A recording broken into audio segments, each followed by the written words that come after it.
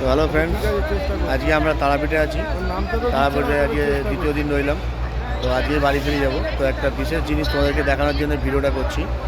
তা ভিডিওটা করা হচ্ছে এই কারণের জন্যই যে জীবনকুণ্ড বলে যে পুকুরটা আছে তারাপীঠ মহাপীঠে, যেটা তীর্থস্থানে, সেই পুকুরটা আজকে বাঁধানো হচ্ছে, রিকনস্ট্রাকশন হচ্ছে, মানে পাড়গুলো বাঁধানো হচ্ছে। তা পাড়গুলো বাঁধানোর জন্য পুকুর থেকে যে জলটা তোলা হচ্ছে, জলটা তো চারিদিকের জলটা তো তোলা উঠে যাচ্ছে, কিন্তু মধ্যেখানে যে জীবনকুণ্ড যেটাকে বলে অ্যাকচুয়ালি, সেটা জল আর কিছুতেই শোকাতে পারছে না, কিছুতেই টানতে তুলে শোকাতে পারছে না, আবার একই রকম হয়ে যাচ্ছে। সেটা দেখানোর জন্যই তোমাদের ভিডিওটা করা।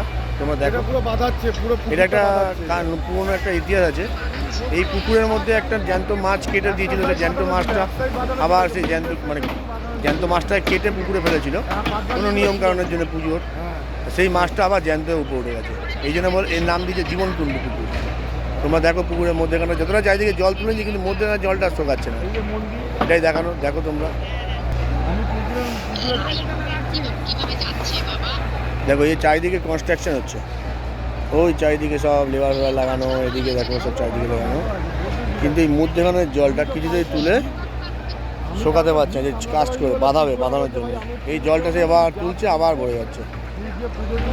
তা এটাই হচ্ছে আমাদের হিন্দু ধর্মের মহান সব জিনিসপত্র, ঠাকুরের দেবদেবীর জিনিস, এটাই তোমাদের দেখানোর জন্য ভিডিওটা করলাম। তোমরা দেখে অবশ্যই কমেন্টে জানাও কেমন লাগলো। ভিডিওটা অবশ্যই কমেন্টে জানাও কেমন লাগলো ভিডিওটা তোমাদের। পরবর্তী ভিডিওতে তোমাদের সাথে দেখা হচ্ছে। বাই।